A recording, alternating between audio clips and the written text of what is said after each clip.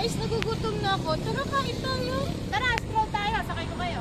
Huwag na, sayang sa gasolina. Tsaka malapit na naman yung kakainin natin.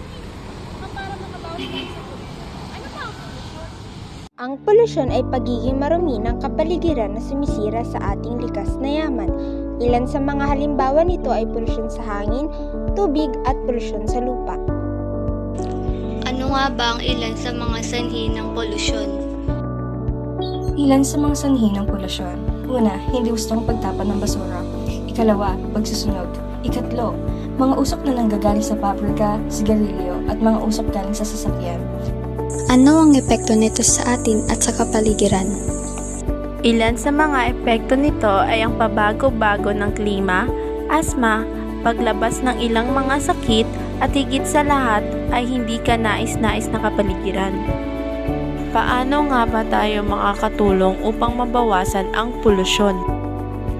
Upang mabawasan ang polusyon, narito ang ilan na marapat natin gawin. Una, magtanim ng mga puno. Pangalawa, huwag magtapon ng basura kung saan-saan. Pangatlo, kung malapit ang pupuntahan, imbis na magmotor ay maaaring maglakad o gumamit ng bisikleta. Tandaan, ang ating kinabukasan ay nasa ating mga kamay. Maging responsableng mamayanan dahil ang mga ito ay para sa ating kinabukasan. Save Earth, save a life. Save us all!